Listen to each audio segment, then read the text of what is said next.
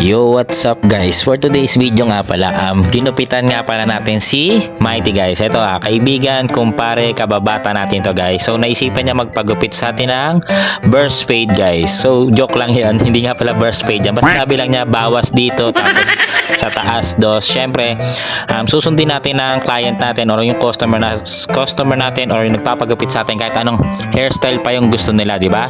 Ang mahalaga na sunod yung gusto niya burst fade. Pero joke lang yan, hindi burst fade yan. Basta yun lang, sabi lang niya, bawasan lang yung gilid. Tapos yun, alam mo na, semi burst fade yun. Pero ito na nga guys, kidding aside, ito na nga pala yung mga gamit natin pang barbers. Tapos magse-self haircut nga pala tayo. Sinabi ko nga pala dyan, chinat ko siya, pare, pwede ba kitang isama sa vlog? Sabi niya, bakit? Baka pagtawanan mo lang ako dyan. Hindi naman, medyo i-highlights lang kita. Kasi first time lang niya sa akin nagpagupit guys. So ayun na nga.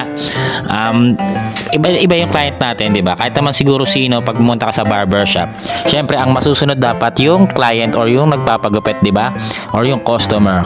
Yung barbero, ang kahit sabihin mag-suggest ka or ano, kahit anong sabihin mo pa dyan, syempre ang masusunod pa rin dyan dapat yung client mo or yung customer mo, di ba? Kahit naman sino sa atin, kahit naman ako siguro, kahit hindi bagay, basta yun yung trip ko, di ba? Doon ako masaya. Syempre siya masusunod. So, di ba? Ganon. Kagaya, eto, sarili ko na ginugupitan ko, guys, di ba? Nagsimula nga pala itong gupit-gupit ko na ganito sa sarili. Self haircut noong pandemic, guys. Syempre, sarado yung mga barbershop. Tapos, syempre, sanay ako sa work na every 15 to 30 days, every cut off, nagpapagupit ako, syempre. Kasi bawal sa restaurant or sa hotel yung hindi bagong gupit. Dapat lagi kang bagong gupit pag naharap ka sa guest. Dapat lagi kang pogi. Yan. So, natuto ako sa internet. Yan. Tamang trimming scissors. Ganyan. Trimming ano. Basta ganyan. Bumili ako sa Shopee, sa TikTok. Nood-nood sa YouTube. Ganun lang hanggang sa natuto na yan. Linya-linya. Minsan nagkakamali din. Pero mahirap nga pala to guys. Sa mga bata dyan, don't try this at home guys. Mahirap din maggupit sa sarili kasi medyo delikado rin yan. Baka magupit nyo yung tenga nyo, magupit nyo yung kamay nyo. Ako ilang beses din ako nahiwa sa kamay. Syempre nagkakamali din tayo. Minsan ang talas pa naman ng gunting ko, nahihiwa ko na pala yung daliri ko, di ba? So ingat-ingat din, di ba?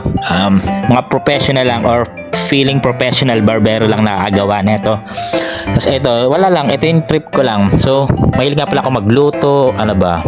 Aircon cleaning. Basta kung ano yung napasok sa utak ko, mag-welding, basta ganun. Ang dami ko kasing gustong gawin. So ayun na nga, may nagdo-doorbell sa labas. Ngayon kaninong parcel yun. Teka lang.